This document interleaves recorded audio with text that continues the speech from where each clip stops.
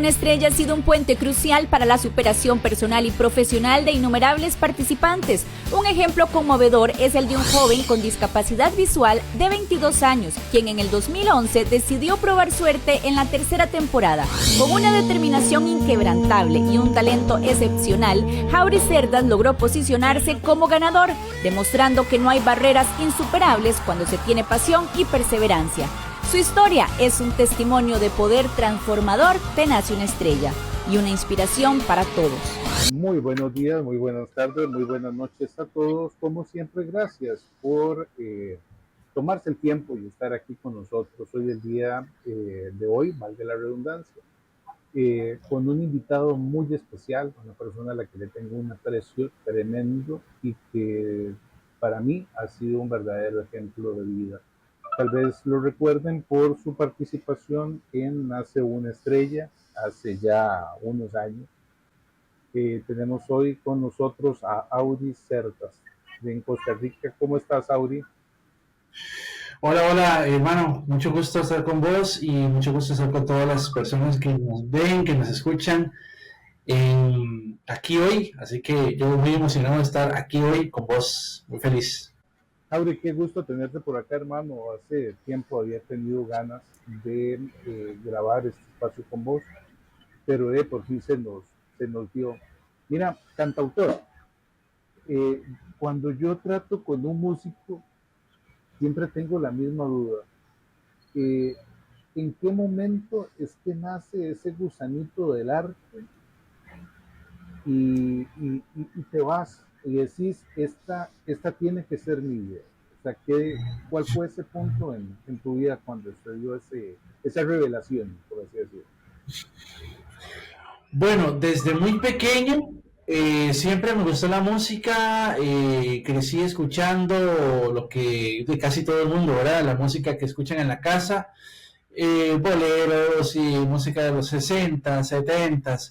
Entonces empecé yo muy desde niño a tener como esa curiosidad por la música, eh, pero mi acercamiento oficial con la música fue a los mi arranque, digamos, como músico fue a los 16 años. Sin embargo, 2 años antes, eh, yo estaba en una clase del colegio con mi profesor y esa clase era la clase que a nadie le gustaba, ¿verdad? Todos mis compañeros decían, ay, vamos a ir con el profesor, esa clase es aburridísima, ¿verdad? Entonces, recuerdo muy bien que ese día el profesor comenzó a enseñar una canción de Facundo Cabral, que paz descanse, que era la de No soy de aquí, no soy de allá. ¿La has escuchado? Sí. Sí, claro, por supuesto. No soy de aquí ni soy de allá. Bueno, el ejercicio que él hizo fue, bueno, vamos a cantar. ¿Quién se atreve a cantar? Y hubo como un fuego en mi corazón de decir, bueno, yo canto, yo podría hacerlo. Y me pasó algo que me ha pasado muy pocas veces. Yo no sé si la única vez que me ha pasado es que el profesor cantó la canción de tapa a tapa, de inicio a fin, y yo me la aprendí en un segundo. Entonces el profesor dijo, bueno, quién se anima a cantar esto? Y yo me animé, Jorgito, yo tomé esa oportunidad y la canté, y desde ese momento ese profesor y yo nos hicimos amigos. Bueno, en algún tiempo fue como un papá para mí, porque yo estaba pasando por situaciones muy difíciles a nivel familiar, a nivel social, y también pues con el tema de mi enfermedad, que ya estaba pues casi que en su punto más alto. Entonces yo diría que pues el inicio de donde yo me di cuenta que quería dedicarme a la música fue ahí en el cole, donde yo dije, bueno, mira, esto realmente me gusta. Entonces yo empecé a salir en la sopa, en todos los actos cívicos, en festivales, de todo. Y ese profesor, en ese tiempo, me regaló una organeta, una Casio, una organeta, bueno, no puedo decir la marca, usted lo edita después, pero una organeta con la que empezamos todos. Y yo empecé a tocar acordeecitos, participé en un festival incluso con esa organeta. Después la organeta se dañó, el profesor de música se fue de la escuela, fue muy triste para mí, pero seguimos manteniendo la amistad. 2 años después, cuando yo ya estaba perdiendo la vista por completo, él llegó y me dio de regalo de cumpleaños una guitarra, una guitarrita de palo, de esas con las que uno aprende. Y él me dijo, mira, yo no te puedo enseñar porque estoy estudiando otra carrera, pero yo sé que esto es oro en tus manos y que lo vas a aprovechar. Y no se lo dijo a un tonto, digamos. Yo en ese momento estaba pasando por situaciones muy difíciles en mi casa, con una familia completamente disfuncional, desintegrada, varios de los miembros de mi familia en situaciones en la calle o en drogadicción y cosas así. Y lo que a mí me dio, gracias a Dios, fue por agarrar la guitarra y obsesionarme con tocar la guitarra. Entonces yo siempre cuento esto como una anécdota, parece chistoso, pero en la casa no teníamos muebles. Entonces mi practicador, donde yo me sentaba a practicar, en la taza del servicio. Yo bajaba la tapa del servicio y me sentaba a practicar. No Y te lo tocaba puedo y... creer. Sí. Y eran horas de horas y yo tocaba y yo no entiendo lo que estoy haciendo, pero me suena lógico. Y así comencé a escribir mis canciones. Entonces, al mismo tiempo que perdía la vista, que mi familia estaba desintegrada en 1000 pedazos, cada quien por su lado, Dios me mandó la música como para esconderme de esa realidad en la que yo vivía, y ahí fue donde yo me di cuenta. Yo dije, bueno, esto es lo que yo quiero hacer el resto de mi vida. Entonces, pues gracias a Dios por esas cosas que Él hace. Así fue como empezó mi pasión, mi pasión formal por la música, que desde niño siempre me gustó. Yo recuerdo que yo tenía una guitarra, de niño me compraron una guitarra y al mes la fueron a empeñar. Entonces fue para mí muy decepcionante, ¿verdad? Porque yo decía, bueno, pero todo llega en el tiempo de Dios. Y ahí sí, cuando ya llegó esa guitarra, yo dije, esto es lo mío, de esto me agarro. Y así fue como empezó la música, en medio de situaciones muy turbulentas, contrastantes, pero agradecido con Dios porque realmente amo la música, amo lo que hago y lo disfruto montones. Entonces, pues los inicios, vos sabes que muchas veces no son fáciles. Ese fue el inicio mío.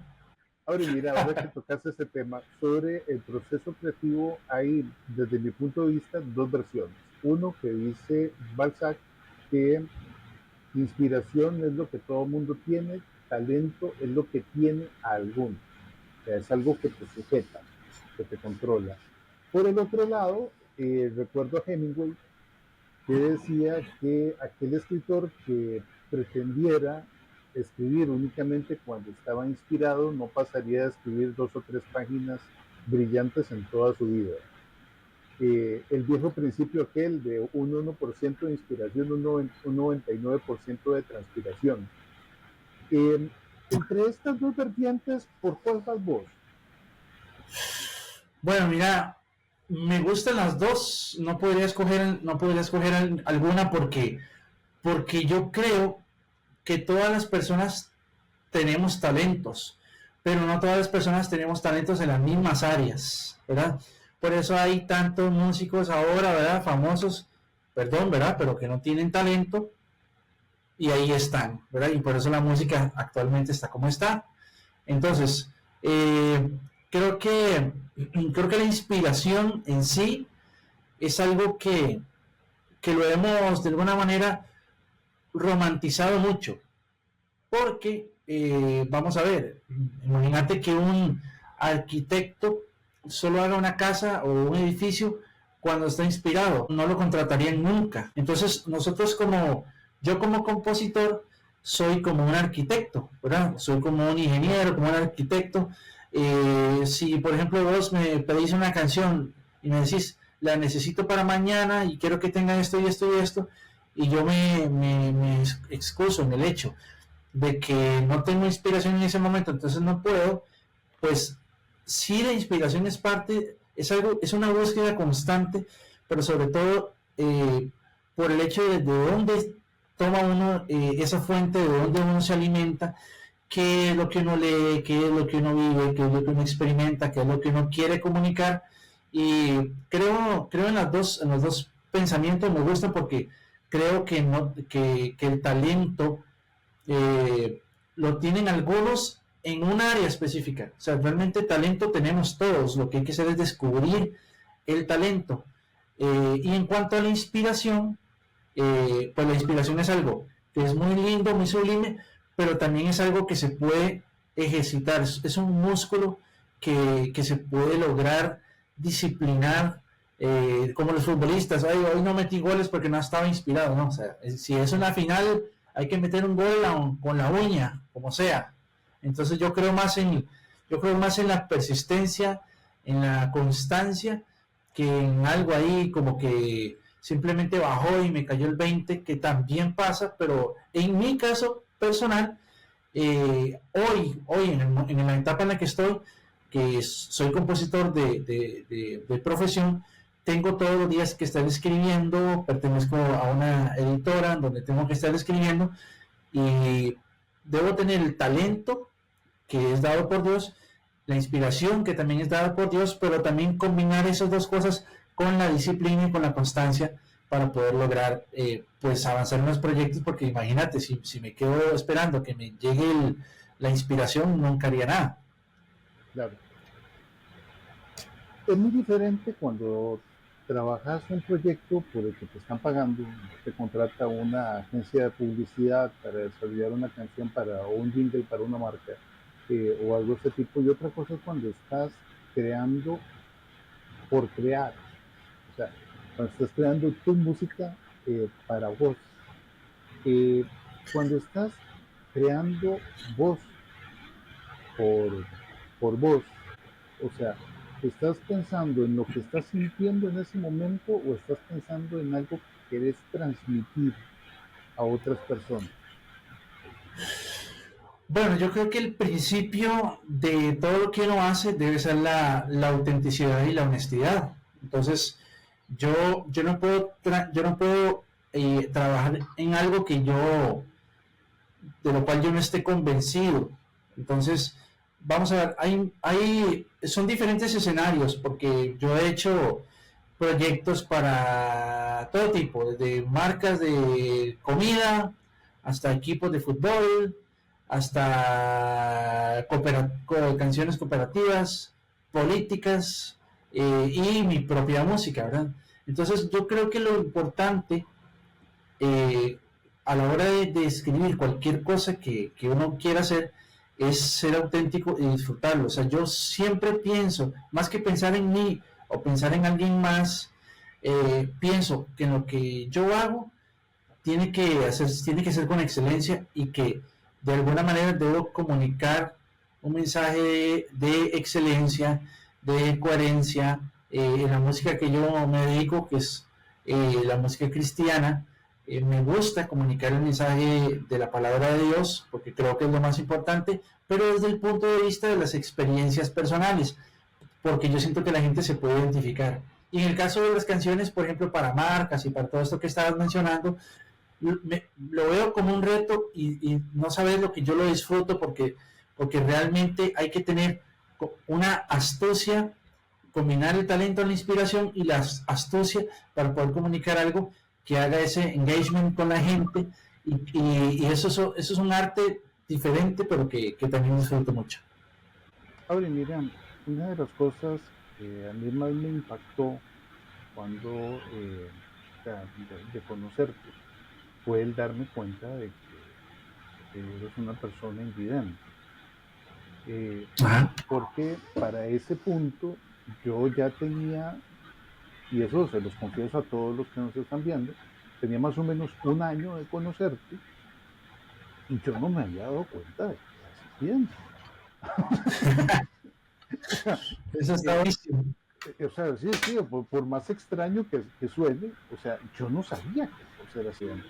Ahora, no te conocían en persona, nos conocíamos virtualmente y así habíamos hecho trabajos, pero sí. todo a nivel virtual.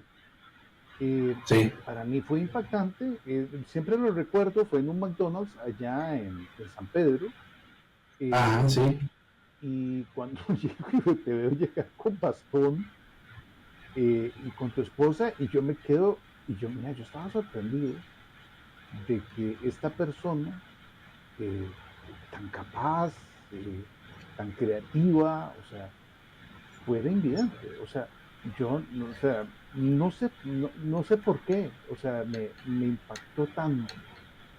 Y vos perdiste, o mejor dicho, vos te diagnosticaron una enfermedad a los 9 años, ¿verdad? A los 4. A los 4 años. Sí. ¿Cómo fue eso? Bueno, es una enfermedad de nacimiento. Me diagnosticaron a los 4 años, que se llama retinosis pigmentaria. Es una enfermedad que te va dejando ciego poco a poco, progresivamente. Entonces, yo del momento del diagnóstico no me acuerdo, realmente no recuerdo porque tenía 4 años, pero sí recuerdo que mi mamá contaba que desde pequeño yo tenía algunas cosas distintas, que por ejemplo solo veía para la luz, que no tenía seguimiento visual. Entonces, a los 4 años me diagnosticaron. Yo, obviamente, cuando fui creciendo, me hice más consciente de la situación cuando ya entré a la escuela y tenía que usar letra un poquito más grande, cuadernos con renglones más gruesos, lápices, ¿cómo se llamaban? 4B creo que eran, de esos de grafito grueso, una lámpara para poder, una lámpara en el pupitre, estar cerca de la ventana o cerca de la pizarra para poder copiar. Todas esas cosas me fueron preparando en el sentido de que yo pues comencé a entender que pues tenía yo que vivir la vida de una manera distinta. Igual te das cuenta, o sea, vos como niño, uh-huh. En algún punto entraste en conciencia de que sufrías una enfermedad degenerativa, que te ibas a quedar ciego. Y hubo un punto en particular que vos dijeras, pucha, me va a pasar eso. Ok, bueno, yo lo identifico así. Yo más o menos a los 9, 10 años, comencé a tener un entrenamiento con el bastón que vos me viste. Y eso es una manera muy, muy sutil de decirte, ok, prepárate porque te vas a quedar ciego en algún momento y el bastón lo vas a tener que utilizar permanentemente. Porque una de las características de la enfermedad es que en los lugares oscuros o en la noche vos sos ciego total, ¿verdad? Yo crecí con un pequeño resto visual con el cual distinguía algunas cosas, entonces tenía cierta funcionalidad cuando estaba pequeño, en el sentido de que podía caminar por la calle sin bastón, siempre y cuando no estuviera oscuro, siempre y cuando no estuviera lluvioso y cosas así. Es muy extraño, de hecho creo que es catalogada una de las enfermedades raras que hay en el mundo. Entonces, yo fui más consciente de eso cuando me empezaron a entrenar para usar el bastón, cosa que realmente para mí fue muy, muy difícil. Para un niño entender que tiene que usar bastón es muy difícil. Pero a los 11 años tuve un momento crudo en el tema de la enfermedad. En el hospital de niños un doctor me puso esos carteles donde sale la E grande y donde sale todo eso, ¿verdad? Y yo ya no veía los carteles más pequeños, porque yo iba a exámenes de la vista periódicamente. Entonces el doctor le dijo, dígale a su mamá que usted ya no ve. Dígale a su mamá que usted ya prácticamente se va a quedar ciego. Que usted tiene que aceptar que usted ya prácticamente está ciego a los 11 años. Imagínate. Entonces, ahí yo dije, bueno, yo lo acepté todavía más. Y luego cuando llegó la adolescencia, todavía comenzó a crecer más y más y más. Entonces ya yo no andaba con el bastón solo en la noche, yo ya andaba con el bastón solo en el día, también en el día. Entonces ya yo tenía que andar en el cole. Entonces obviamente uno como chiquillo, vos sabés, ¿verdad? uno que le gustan las chiquillas o lo que sea, y ya eso para mí era un complejo, una especie de complejo. Sin embargo, te digo que yo nunca lo vi como algo como malo, como que ¿por qué esto me pasa a mí? No, nunca, digamos, de mí ha salido hacia Dios un reclamo, una queja de que ¿por qué yo esto? ¿Por qué yo tengo que estar viviendo esto? Yo lo acepté como algo que sucedió, que ya tenía mucha preparación desde antes, y como la música llegó casi que al mismo tiempo en donde yo empecé a perder la vista de manera completa, pues eso representó para mí una oportunidad para que la gente me viera por mis talentos y no por mi discapacidad. Entonces creo que nunca atravesaste por el lógico periodo de rebeldía de la persona que tiene un futuro inminente. En el caso tuyo vas a perder la vista, y entra en una etapa de rebeldía contra Dios, culpándola, o con el típico ¿por qué a mí? O ¿por qué no me curas? ¿Nunca tuviste esa etapa? No en eso, sí en otro episodio de mi vida, que podemos hablar de eso más adelante, pero en cuanto a mi situación de la vista, nunca yo lo he visto como un castigo, como una desgracia. Siempre más bien lo he visto como una oportunidad para desafiarme a mí mismo, para decir, bueno, sí se puede hacer, porque si tal persona hizo eso, ¿por qué yo no lo puedo hacer? O sea, soy consciente y siempre he sido consciente de que evidentemente existen barreras, existen obstáculos y existen cosas donde yo claramente tengo que aceptar que tengo desventaja. Por ejemplo, yo en algún momento muy pequeño, yo quería ser arquitecto. Imagínate yo, arquitecto, ¿verdad? Siendo ciego y la casa le cae encima a la pobre gente. Entonces, en algún momento quería ser bombero, como todos los niños, ¿verdad? Entonces, habían cosas que se empezaban a salir de ese abanico de opciones que yo tenía, y cuando llegó la música, fue tal el enamoramiento con la música que yo dije, no, pero la verdad es que yo no necesito nada más, yo soy músico, yo canto, toco instrumentos, y esto es lo que yo hago. La verdad es que todas las demás cosas para mí ya no son importantes. Entonces yo nunca vi eso como una situación como de qué tristeza, y máxime que tenía yo, como te digo, una situación, una familia muy difícil, donde la negatividad imperaba. Entonces había algo dentro de mí que era Dios, mi Dios, que me decía, piensa diferente, camina diferente, lucha, vas a estar mejor, vamos. Esa voz que hoy sé que es la voz de Dios, que siempre se oía en mi interior.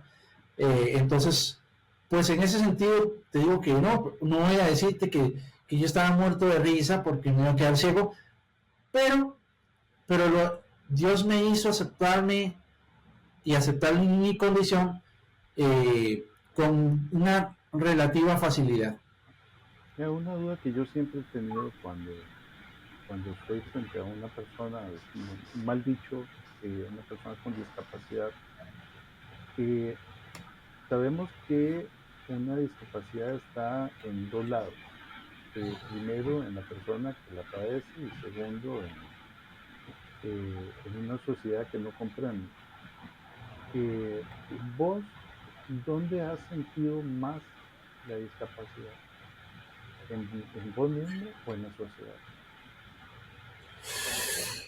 Bueno, vamos a ver, yo siempre he sido, conozco otras personas que se pelean con el mundo, y que este mundo es solo para gente que ve, y las cosas no están hechas para gente que no ve, y este mundo es un mundo inaccesible, y bla, bla, bla, bla, bla, ¿verdad? A mí nunca me ha gustado ese discurso porque, como te digo, como te vuelvo a repetir, yo no soy una persona quejumbrosa. Entonces, yo pienso que la discapacidad, en mi caso, no es algo a lo que yo le dé mucha importancia, en el sentido de que creo que todo pasa más por la mente y por cómo vos percibís las cosas, cómo tenés una un punto de vista que por la discapacidad en sí, porque vamos a ver, el tema de la palabra discapacidad no es algo que a mí me moleste. O sea, yo claramente tengo una discapacidad visual, una falta de discapacidad es falta de capacidad para ver, en el caso mío, ¿verdad? Entonces, también con todo ese tema de los términos, hay todo un debate. Sin embargo, yo sí creo que todos tenemos alguna particularidad, pero yo pienso más en el hecho de que, ok, tengo una discapacidad, eso es claro. No tengo la capacidad para hacer ciertas cosas, como por ejemplo, no sé, para jugar con fútbol con mi hijo en un partido donde los papás juegan fútbol. No puedo hacer eso, ¿verdad? Pero tengo la posibilidad de jugar con mi hijo yo, o de compartir la música, ¿verdad? Que mis hijos también están aprendiendo la música.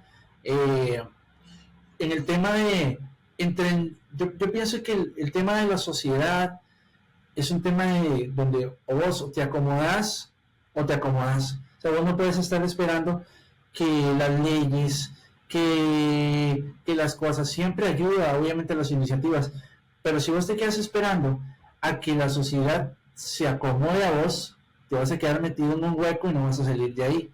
Y el tema de la discapacidad, desde mi perspectiva, es algo más mental que físico. Yo lo veo así. Auri, una pregunta.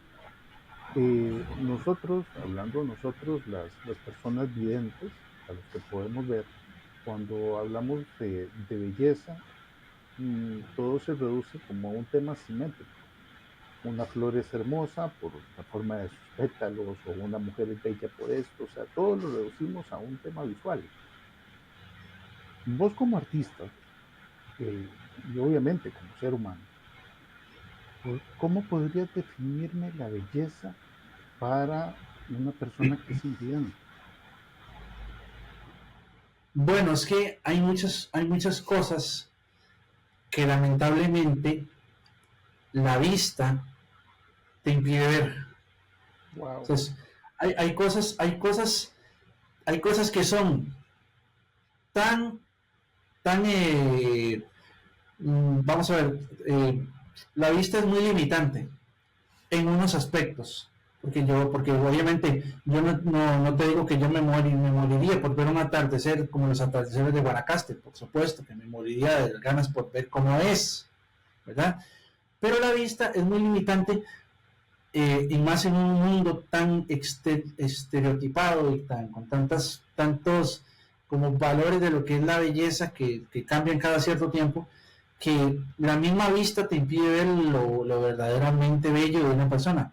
Yo, por ejemplo, tengo este año, voy a cumplir 18 años de matrimonio con mi esposa Catherine, que es literalmente mi mano derecha, la bendición más grande que me ha podido pasar, la persona que más me ha apoyado. Y obviamente yo sé que ella es físicamente bella en el exterior, pero para mí, yo no sé para otras personas, porque pues obviamente hay ciegos de ciegos, ¿verdad? Hay personas que igual son ciegos físicamente, pero están más ciegos del corazón que de los ojos.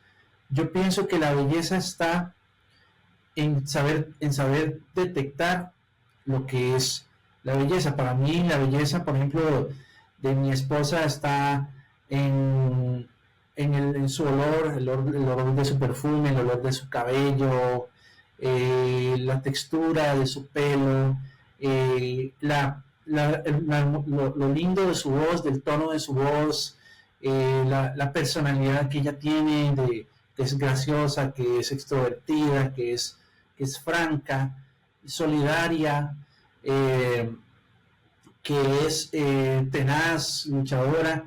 Entonces, yo no te puedo hablar de la belleza de cualquier persona porque tengo que hablar de la belleza con la que yo convivo. Entonces, para mí, la belleza tiene que ver más con esas cosas. En cuanto al tema de una persona, en este caso mi esposa, más obviamente con el tema de la belleza interna que muchas veces la vista te impide ver. Ahora, la belleza en cuanto a las otras cosas de la naturaleza, pues hay muchas cosas que yo sé que las personas que ven no se detienen a ver, no porque no puedan, sino porque muchas veces no quieren. Y es, bueno, vemos los colores de las aves, o ven los colores de las aves que deben ser espectaculares, pero ¿cuántas veces te has detenido, vos, te lo pregunto a vos, cuántas veces te has detenido a cerrar tus ojos y escuchar el canto de las aves, sin necesidad de verlo? ¿O cuántas veces te has parado frente al mar con los ojos cerrados para oler el salitre, para oler esa sal en el aire? ¿O cuántas veces te has puesto te has sentado con tu esposa, que yo sé que sí lo has hecho, y a dejar el teléfono de lado y escuchar lo que ella te tiene que decir, sin estar preocupado por una pantalla, sin estar preocupado por el exterior, por alrededor, por mire lo que, por aquí, por allá? ¿Cuántas veces te has sentado a la par de un río, solamente escuchar el golpe del agua contra las piedras? Entonces hay muchas cosas que yo siento que la vista es una ventaja y una bendición para manejar, para operar sistemas, programas. Hay muchas cosas que para la vista es muy fácil y a mí me encantaría tenerlo, pero yo he aprendido a ver la vida desde ese punto, disfrutar una conversación. El dicho de que todo entra por la vista me parece tan superficial, tan banal, que imagínate, si todo entrara por la vista, entonces yo no podría disfrutar de nada. Entonces, o el que no sabe es como el que no ve. Hay un dicho, ¿verdad?, que dice, el que no sabe es como el que no ve. ¿A qué se refieren con eso?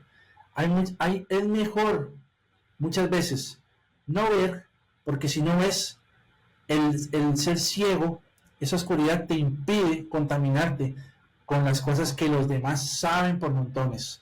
Entonces yo creo que todo es una cuestión de perspectiva y una cuestión de enfoque, y yo le doy gracias a Dios por la oportunidad que tengo de no ver lo que muchos ven y de ver lo que muchos no ven. Jauri, mira, veo que está para una canción. Sí, o sea, deberías ponerte a trabajar apenas terminemos con el programa. Una pregunta, ¿no?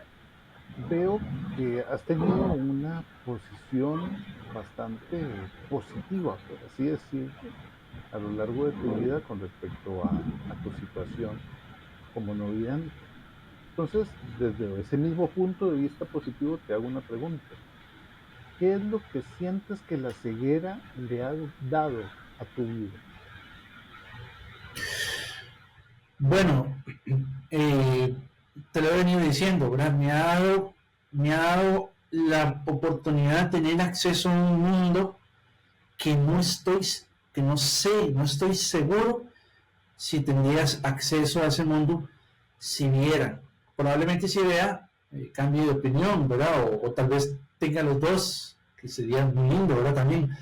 Pero en sí, esto que Dios, porque yo creo que es Dios el que hace las cosas con un propósito, esta ceguera que el Señor me ha puesto ha sido la oportunidad de descubrir una oportunidad para descubrir la verdadera luz, que no tiene nada que ver con la luz física o la luz natural, y es la luz de Cristo, la luz de su amor, el poder conocer a una persona no por la primera impresión física o por la primera apariencia, o no tener la oportunidad de no prejuiciarme porque alguien tenga ser un poco mal encarado, ¿verdad? Por ejemplo, yo no sé cómo sos físicamente.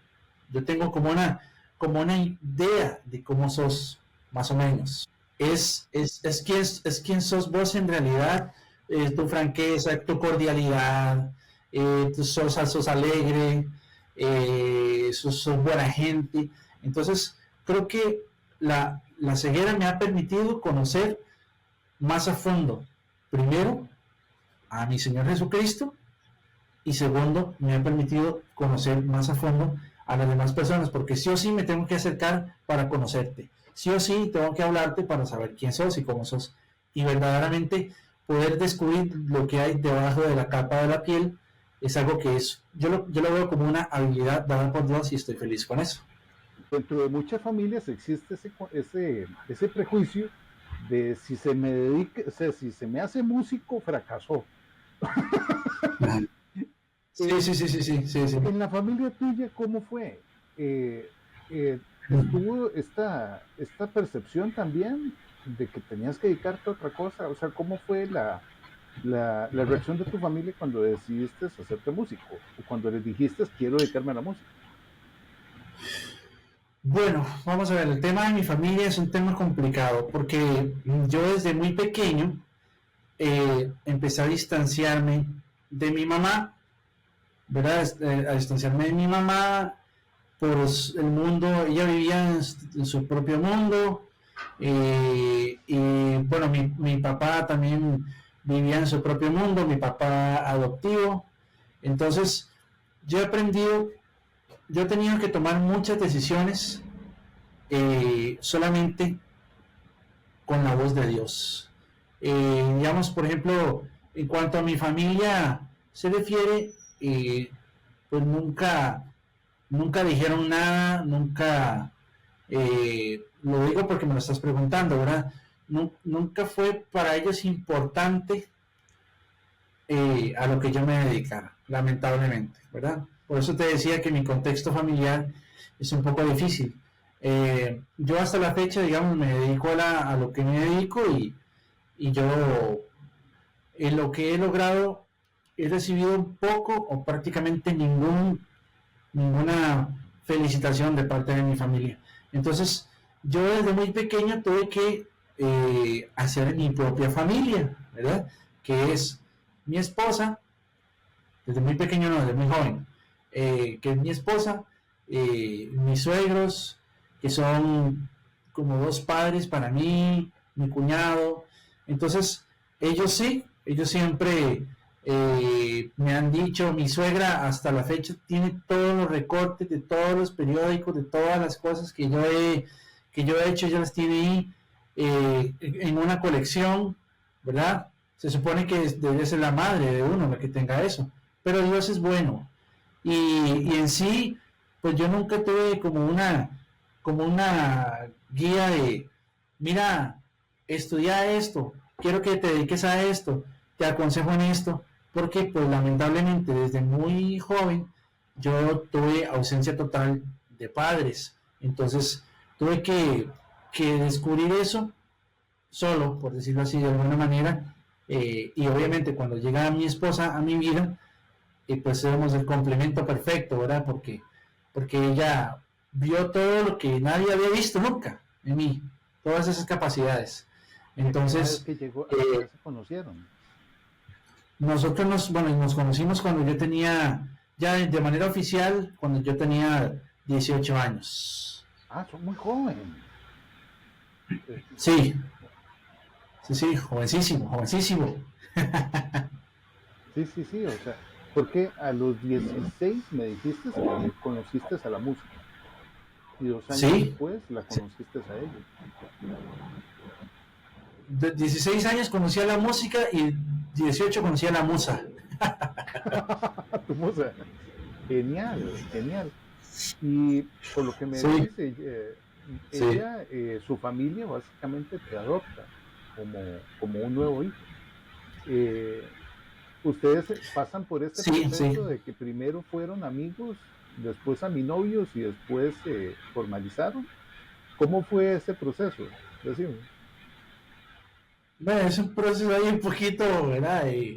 Diferente. Sí, fue muy rápido, ¿verdad? Realmente, pues, como amigos tuvimos muy poco tiempo, y pues como novios también. Entonces, lo que yo pienso es que ya era algo que Dios tenía para nosotros, tanto para ella como para mí, porque el clic que hicimos fue muy fuerte y la química fue inmediata.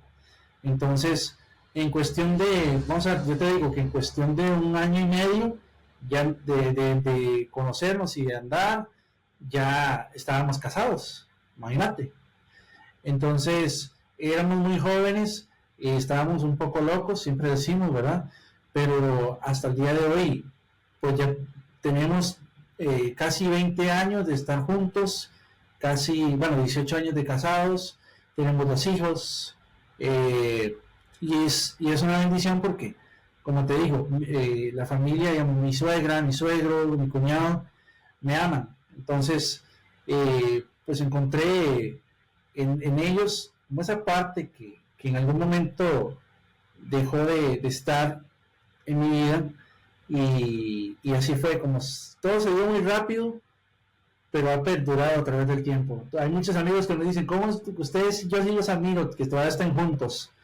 Y eso es una bendición porque es un testimonio de lo que Dios ha hecho. Realmente ha sido Dios el que lo ha hecho. Sí.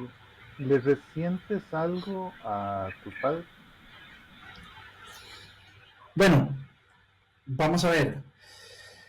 Hay cosas, obviamente, en las que uno trabaja, y quisiera, ¿verdad? Que todo lo que te he dicho sea como algo simplemente anecdótico, pero como ser humano, pues hay cosas que obviamente sí me duelen, que sí hubiera querido que fueran diferentes, pero he aprendido que yo no puedo vivir en el rencor, en el resentimiento, reclamando toda la vida, porque además yo soy padre, yo he cometido errores con mis hijos, y seguiré equivocándome. Entonces trato de pensar en mi familia de una manera un poco compasiva, misericordiosa, justificar que tal vez mi mamá no creció en un entorno muy amoroso.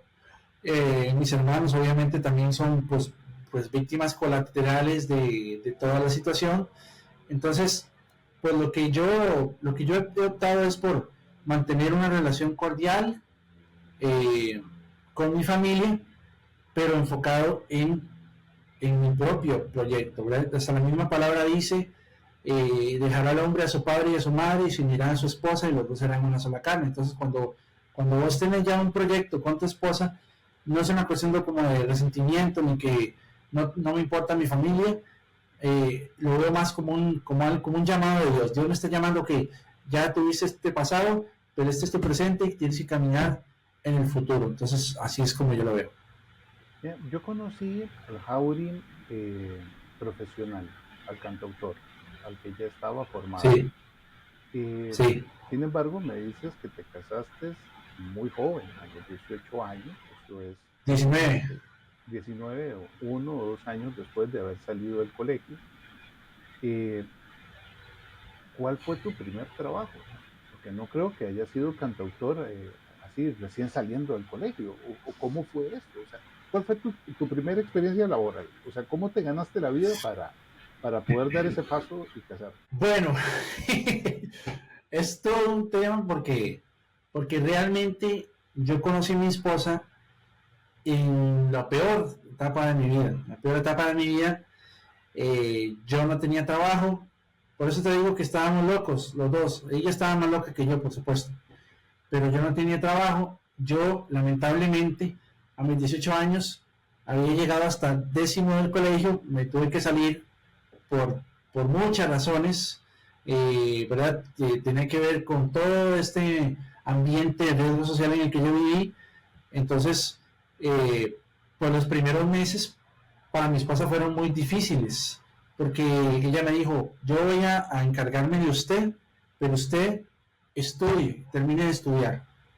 Entonces así fue, nos enfocamos en el tema del estudio, pero al mismo tiempo, vamos a ver, lo primero que yo hice para ganarme mis primeros centavos, por decirlo así, fue que empecé a dar clases de guitarra con lo poco que sabía, a enseñarle a otros, ¿verdad? Eso fue lo primero que hice. Pero cuando mi esposa me conoció, cuando nos conocimos, ella misma se encargó de buscarme un alumno por aquí, un alumno por allá. Fuimos a un mirador y le dijo a la dueña del mirador, yo necesito que él toque aquí todos los viernes. Y la gente ni me conocía y aceptaban, a pesar de no conocerme. Entonces, por eso te digo que ella siempre ha sido mi principal promotora, ¿verdad? Siempre ha sido la que me ha vendido, siempre, todo el tiempo. Entonces, así comenzamos, tocando puertas. Yo comencé a estudiar en una academia que se llamaba Editus, la academia de Editus. Ella también fue a tocar la puerta. Ella habló, abogó, dijo, tiene que escucharlo. Entonces, después de ahí, pues fue evolucionando, ya pues en tocar ya en otros escenarios. Bueno, hubo un tiempo en donde la situación económica de ella, que ella es maestra, se puso muy difícil porque el Ministerio de Educación Pública en Costa Rica, bueno, como ha pasado varias veces en la historia, no le pagaba a los maestros. Entonces yo le dije a ella, bueno, yo usted vio mucho tiempo por mí, dio la cara por mí, tuvimos que salir de donde estábamos, y yo le dije, ahora me toca a mí sacar pecho como hombre y responder por usted. Ahí fue donde comenzó la etapa en donde yo empecé a tocar en los autobuses. Yo toqué en las calles, en los autobuses. Esa etapa tuya ya. Por 1 año y medio toqué en los autobuses. Entonces, he pasado por muchas etapas donde he tenido que ser valiente, sacar fuerza, y después ya terminó esa etapa y mi esposa produjo un concierto en la Plaza de la Cultura, con artistas grandes, ya un montaje grande, y a partir de ahí comenzó otra etapa de Jauregui, en donde ya se presentaba en escenarios importantes, empezamos a tener contacto con artistas importantes, y pues todo fue como girando por ahí. He trabajado en otras cosas, pero siempre ligado a la música. Sí. Auri, una pregunta, porque siempre cuando uno ve a una persona cantando en la calle o cantando en un autobús, al menos yo siempre he tenido la duda de cómo le va al final del día. O sea, ¿cómo es estar ahí? ¿Te lograbas redondear bien, man? O sea, ¿cómo fue esa etapa? Bueno, vamos a ver. Para una persona como yo, que en ese tiempo no tenía nada con que ganarme la vida o muy poco, salir y ganarse un dinero no era nada mal. Sin embargo, vamos a ver, estar ahí en sí es un desafío, porque tienes que lidiar con diferentes juicios. El juicio que sos una persona ciega. Entonces la gente dice el detestable pobrecito. Esa es una palabra que a mí no me gusta para nada. Entonces ya pobrecito porque ciego. Pobrecito porque es músico. ¿Se acuerda que estaba diciéndome usted? Entonces, dos cosas. Entonces, sos ciego, entonces estás pidiendo limosna. Es el estereotipo de la gente. Y soy músico, ese muchacho es un vago, no trabaja, se está muriendo de hambre. Entonces, es lidiar con muchas de esas cosas. Sin embargo, vamos a ver, fue una etapa donde yo viví muchas situaciones, pero la mayoría de ellas etapas bonitas. La gente realmente me apreciaba por lo que yo era, como artista, y no por tener una discapacidad o estar en la calle. Eso es algo que hay que ser muy valiente para tocar en la calle, porque te expones a muchos peligros y a muchos juicios y a muchas crueldades. Pero en su momento nos sirvió, o sea, sirvió para poder pagar nuestra boda, por ejemplo. Entonces, obviamente hay, como todo en la vida, días buenos, días malos, días donde hay un día que recogiste, en un día lo que recoges en 3 días, por ejemplo, de dinero. Pero es algo muy peligroso, realmente es algo peligroso, y en el momento, en la etapa en la que estoy ahorita, pues es algo que si yo dijera, bueno, voy a dedicarme a hacer eso, por decirlo así, hipotéticamente hablando, no me alcanzaría para nada, o sea, porque obviamente uno crece, gracias a Dios nos ha prosperado, el estilo de vida ha prosperado, entonces obviamente tenés que enfocarte en otras cosas. Nace una estrella, Jauregui. ¿Quién tuvo la idea de de inscribirte en el concurso? ¿Fue idea tuya? ¿Fue idea de tu esposa? Eh, ¿Y cómo fue tu experiencia allá en Teletica? Bueno, eh, más que todo fue algo que un amigo nos dijo, un amigo muy querido, nos dijo, mira, ¿por qué vos no vas a hacer audición? A ver una estrella. Recuerdo que un tiempo antes habían hecho Cantando por un sueño, la única vez que lo hicieron. Y la gente me decía, incluso la gente en la calle, cuando yo tocaba una cosa, me decía, ¿por qué no se mete a Cantando por un sueño? Ahorita que están haciendo ese programa. Y yo te voy a decir que fue una de las pocas veces en donde uno de los puntos negros en la hoja, donde yo mismo me saboteé. Porque yo dije, no, pues yo, como una persona ciega, jamás van a aceptarle en un programa de esos. Yo dije eso. Y creo que es una de las pocas personas a las que se lo he confesado. Te lo confieso a vos, que son mi amigo. Yo dije, no, yo no creo que a una persona como yo la acepten en ese programa, porque soy ciego. Entonces, yo pensaba en eso. Después de eso, viene este amigo y nos dice, mira, ¿por qué no van y hacen la audición? Y yo fui con algún grado de incredulidad, pero dije, bueno, voy a hacerlo porque él me lo está pidiendo. Y bueno, para mi sorpresa, quedé elegido. Esa fue la primera sorpresa. La sorpresa mayor fue que gané la competencia. Imagínate. Entonces, eso fue una experiencia muy bonita. Obviamente siempre en todo el proceso, pues mi esposa y yo siempre hemos tomado las decisiones. Entonces dijimos, bueno, vamos con esto, pero yo siempre le dije a ella, bueno, si yo vengo a esto es para ganar. Si yo voy a meterme en esta bronca, no quiero ser uno más de los que quedan ahí tirados en el camino. Yo voy a ganar, voy a dar todo y me voy a esforzar el triple porque sé que tengo desventaja en algunas cosas, entonces tengo que esforzarme el triple. Yo recuerdo que en ese momento trabajaba otro amigo, que es amigo mío en Canal 7. Bueno, nos hicimos amigos en el canal. Y él me decía, usted tiene que ser aquí de tú a tú. Y los de la producción me decían, usted tiene que, solo vamos a mencionar lo de su ceguera en la primera gala y después ya no lo vamos a mencionar, porque queremos que usted compita de igual a igual. Entonces yo recuerdo que yo me aprendí el escenario en dimensiones en cuanto a pasos, tantos pasos a la derecha, tantos pasos a la izquierda, tantos pasos hacia el frente, tantos pasos hacia atrás. Entonces, que ¿por qué no hacemos una vuelta? Por ahí hay un video en YouTube ahí donde yo bailo una salsa y hago una vuelta loca. Que ¿por qué no te sientas del sillón y te paras, sales caminando y después te vuelves a sentar en el sillón?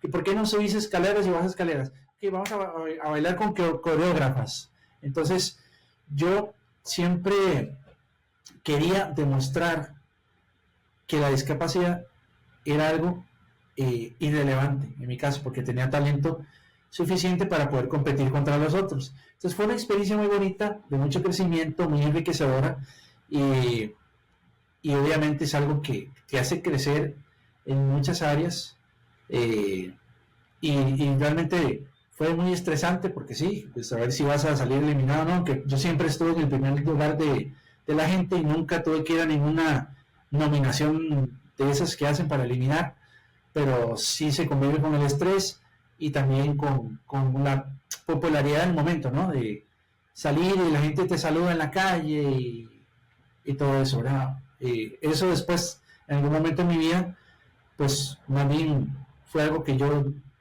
aborrecí por una situación dolorosa que nos pasó muy, muy pocos días después de haber ganado Nación Estrella. En 2011, eso fue en el 2011, ¿verdad? 11, sí. Ese fue un año que marcó tu vida, y no precisamente por haber ganado, así nace una estrella, ¿verdad? Exacto. Sí, por supuesto. Por eso te di ese cue, porque yo en ese año pasaron muchas cosas muy bonitas y muy tristes. Entonces, yo llego y ya salimos del concurso, ganamos, estamos celebrando en un restaurante, y llega una persona. Yo creo que desde ahí empezó a gestarse algo que Dios tenía. Llegó una persona, un productor muy conocido, y me dice: mira, vos tenés mucho talento, pero no vas a lograr nada con eso. Vos deberías dedicarle tu música y tu voz a Jesucristo. Y me lo estaba diciendo una persona que es Marvin Córdoba, que fue en algún tiempo un productor muy conocido. Y yo decía: ¿cómo este señor me está diciendo esto? ¿Por qué? Y además yo dije: bueno, me quiere echar a perder la noche, definitivamente. Ese señor está loco. Él lo sabe, yo se lo he comentado. Y 15 días después, mi esposa estaba embarazada en medio programa, y era un milagro porque mi esposa tenía una condición médica que no le permitía no nos iba a permitir tener hijos nunca. Entonces estaba embarazada, era una niña, Lucía, y 15 días después llegamos al hospital, un embarazo sin complicaciones, todo perfecto. A mi esposa se le sube la presión, la mandan a caminar, la suben al segundo piso. Ya para ese entonces, cuando llegamos a la sala de radiografía, después de haber pasado por varios ultrasonidos que nos dijeron está dudoso, no era que estaba dudoso, es que no nos querían decir que nuestra hija había muerto en el vientre de mi esposa. Entonces por eso te digo que lo que en un momento era precioso para mí, era horrible, porque retomando lo que te dije, de enojarse contra Dios, ve qué curioso, yo no me enojé con Dios por quedarme ciego, pero me enojé contra Dios porque mi hija murió. Entonces ahí fue donde, Jorge, ahí fue donde yo realmente me quedé ciego por completo, porque enojarse contra Dios es no solamente quedarte ciego, sino volverte loco. Entonces yo me volví loco en ese tiempo. Yo decía: Dios, no existes, ¿por qué me la quitaste? Es tu culpa. Y mi esposa me decía: no se condene, por favor, no lo haga. Y me daba manotazos en la cara para reaccionar, porque yo estaba morado, verde, azul, de todos los colores, casi me ahogo, sentí que me moría por dentro. Y ella tenía una actitud muy diferente. Ella decía: Dios, solo quiero ser obediente. Y eso, yo decía: ¿cómo es posible que ella esté diciendo eso? Entonces tenías que lidiar, porque estoy hablándote que era 15 días después de haber ganado el concurso. Eso estaba fresco, como un pan recién salido. Y la gente en el hospital, con sonrisa: usted, Javi, qué lindo que está aquí. Ya nació su bebé, porque quedó documentado en el canal de que mi esposa estaba embarazada. Y yo tener que decirle a 10, 20, 30 personas cada 30 minutos: mi hija murió, mi hija murió, mi hija murió, mi hija murió. Y después salir en la calle los siguientes meses, me topaba la gente en la calle y me saludaba: quiero una foto. ¿Y cómo está su bebé? Mi hija murió.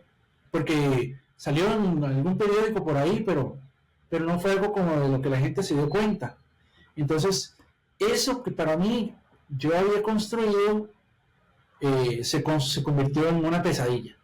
Entonces yo literalmente, hace poco hablábamos mi esposa y yo de cómo es que nosotros no capitalizamos un poco más esa gran exposición que tuvimos. Claro, o sea, yo le decía a Dios: te cambio todo lo que tengo, todo, absolutamente, porque me devuelvas a mi hija. No me importa nada, no me importa el dinero, no me importa nada, devuélveme a mi hija, yo te cambio todo. Y mi esposa también decía lo mismo. Con el premio económico, nosotros pagamos alguna deuda, lo que sea, y lo demás nos lo comimos en confite, literalmente, porque nosotros no queríamos ir a la casa, no queríamos volver al cuarto que estaba listo, que estaba acomodado con ropa, pañales, 1000 pañales teníamos nosotros, porque toda la gente en Costa Rica, la gente nos quería mucho, entonces nos mandaban cosas y todo, y realmente fue muy duro, muy difícil. Fueron 4 meses horribles, espantosos, desde julio del 2011 hasta noviembre del 2011, donde mi esposa la invitan a una reunión, nos invitan a una reunión, Mi esposa dice, yo voy a ir a esa reunión, y yo digo, no, no quiero ir, yo no quiero nada con Dios. Y llegamos a una reunión, hablaron de Cristo, del perdón, y de que realmente, pues, el estar enojado en contra de Dios es estar ciego, peor que estar ciego de la vista. Entonces, Dios, con mucho amor, Él me hizo entender eso a mí. Y ahí fue donde yo empecé a encontrar consuelo, restauración, perdón. Mi esposa decía que ella, el temor más grande que tenía era que yo no volviera a sonreír nunca más. Y yo por un tiempo no volví a sonreír nunca más. Yo iba a los conciertos de Nace una Estrella, en el Palmares, en el lugar lleno, en el Palacio de los Deportes lleno, y eso de la multitud, ni cosquilla me decía eso a mí. O sea, yo no quería estar en ninguno de esos lugares. Y cuando encuentro a Cristo, todo cambia. Porque yo pues entiendo que lo que pasó fue un propósito para conocerlo a Él, para descubrir la verdadera luz, y después viene todo este proceso de bendición, en el cual estoy ahora, que nació Emmanuel, después nació Abigail, que Dios me ha empezado a abrir puertas, pero sobre todo que Dios me devolvió la felicidad que yo pensé que yo nunca iba a volver a tener.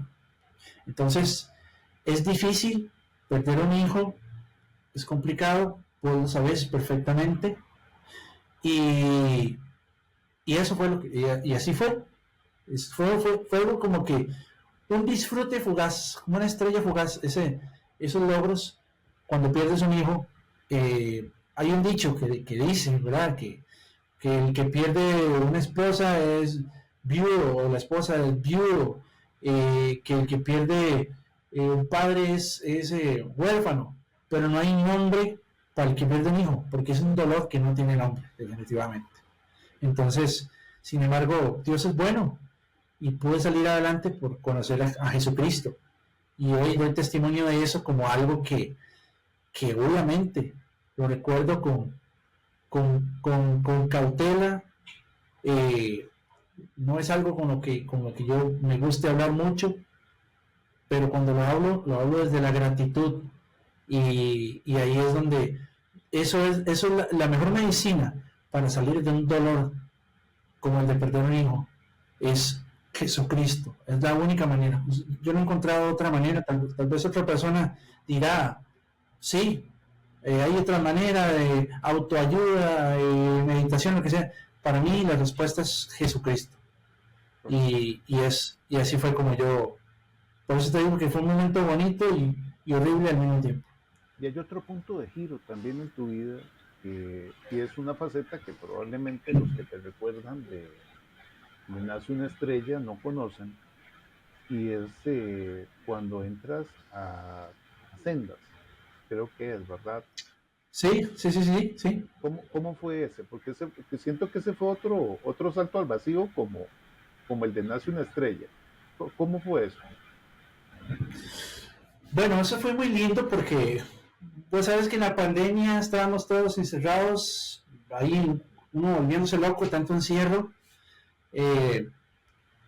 y eso fue a través de un anuncio que Danilo Montero, que es un gran referente en la música cristiana, que he tenido la bendición de escribir para él y hacer cosas para él, lo empezaron a anunciar en redes, y un certificado de adoración y estudios en un seminario. Entonces ya yo tenía algunos años en Cristo, y yo dije, mira qué lindo estudiar, y ahorita que estaban aquí encerrados, y estudiamos. Entonces fue muy lindo porque era totalmente virtual, totalmente asincrónico, y fue un proceso también muy retador porque es una de las cosas que he hecho completamente solo. Y mi esposa me dice, yo la admiro por haber sacado ese certificado, ¿verdad? Porque tenía que hacer ensayos, tenía que hacer tareas, presentar casi que tesis de cosas, y fue muy lindo porque fue un proceso muy retador, donde Dios me dijo, bueno, yo quiero enseñarte, llevarte por aquí, porque esto te va a servir para otras cosas que vas a conquistar más adelante. Entonces fue un proceso de 2 años, de mucho crecimiento, de muchos retos, de muchas veces querer rendirse, porque el reto sobrepasaba mis capacidades, pero ahí es donde yo siempre quiero como martillar ese principio, el principio de no rendirse, de ser constante, de luchar, de hacer las cosas. Es válido caerse, llorar un rato, llorar un tiempo, pero hay que levantarse, hay que salir. Entonces, ese proceso formativo espiritual para mí fue de gran bendición, porque pude conocer a muchas personas y aprender otras cosas que ignoraba a pesar del tiempo que ya tenía de conocer a Dios. Hay un gran reto que se presenta actualmente para todos los músicos, incluso podríamos hablar de todos los artistas, que es la inteligencia artificial. Y esto hace que sea diferente preguntarte a vos cómo ves el futuro a cómo hubieras podido responder a esa pregunta hace tal vez solo 5 años. ¿Qué opinas con respecto a la inteligencia artificial generativa? ¿Consideras que es un peligro para tu futuro? Ok, vamos a ver. Definitivamente es impresionante lo que está pasando.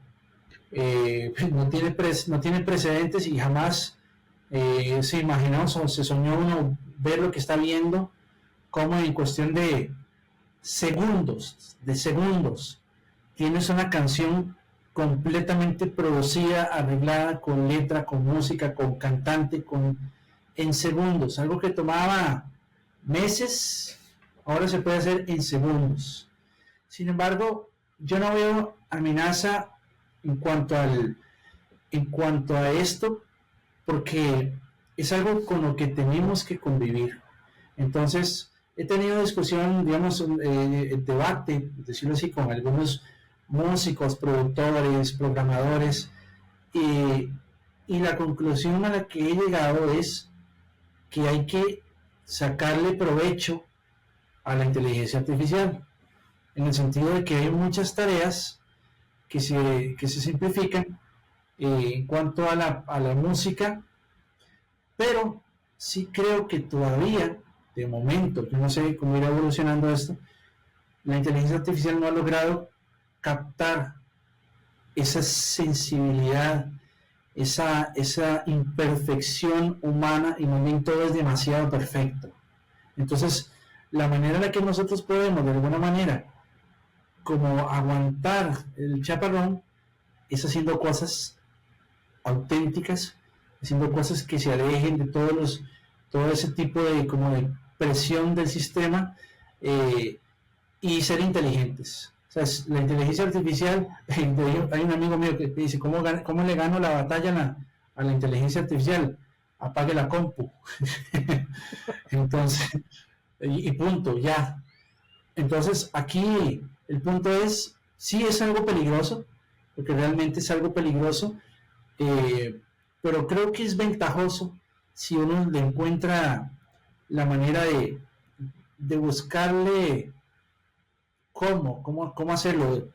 Hacerse especialista en algo te da la oportunidad de poder sacarle ventaja. Entonces, no soy experto en inteligencia artificial, ni mucho menos, pero no estoy en contra.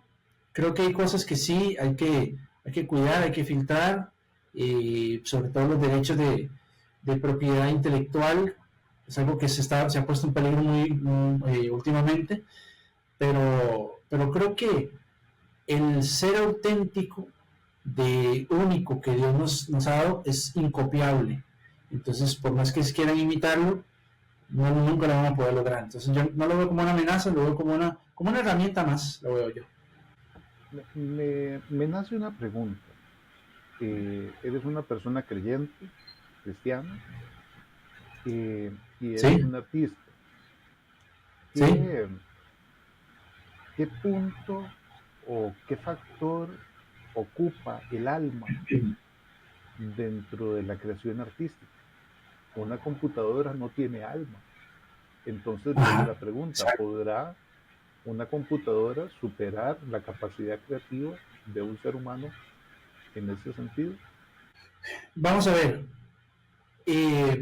Como cristiano, te respondo como cristiano, como creyente, yo creo que lo que es creado por Dios es insuperable. O sea, el cerebro humano, la mente, es insuperable parándonos desde esta premisa, que es contundente. La inteligencia artificial no existiría si no la hubiera creado el hombre. Así, o sea, la inteligencia artificial no se creó sola. La inteligencia artificial la creó el ser humano. Para propósitos buenos o malos, o ya polemizar sobre eso no es nuestro tema, pero jamás la, la inteligencia artificial y todos esos temas podrá superar la capacidad del ser humano, el espíritu del hombre, en el momento en que la inteligencia artificial puede experimentar sentimientos, en el momento en que la inteligencia artificial pueda tener empatía, en el momento en que la inteligencia artificial puede experimentar, pueda crear vida, en ese momento yo me preocuparía. Pero la creación maestra de Dios, que somos nosotros, para mí es insuperable y no es posible. Obviamente hay cosas que la inteligencia artificial hace mejor en cuanto a cálculos matemáticos y cosas así, pero en cuanto a la esencia de la creación de Dios, que es alma, cuerpo y espíritu, es imposible.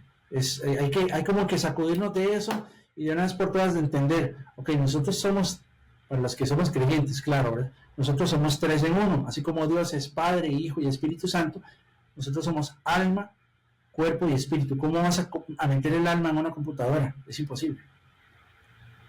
Ya se nos está terminando el tiempo, así que quisiera hacerte una última pregunta. ¿Dónde te ves dentro de 10 o 20 años? O sea, ¿cuáles son los objetivos que tenés en este momento y cómo ves el futuro? Bueno, es una pregunta interesante porque no pienso mucho en un futuro lejano. Sin embargo, si me preguntas de aquí a 10, 20 años, me veo comunicando el mensaje de Jesús, alcanzando muchos países, multitudes, siendo una gotita de transformación en un océano que nos ahoga con tanta cosa.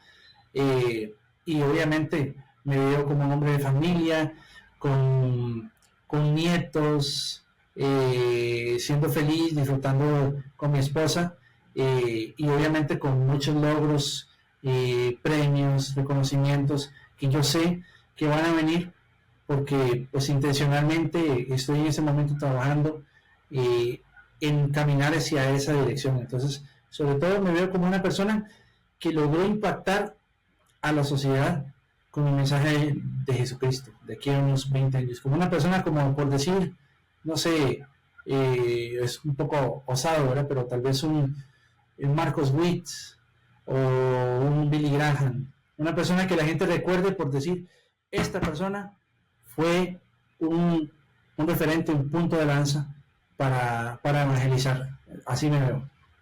Perfecto, excelente. Auri, muchísimas gracias por haber sacado este tiempo, porque sos una persona muy ocupada. Eh, una palabra de, unas palabras de cierre, un mensaje para la audiencia.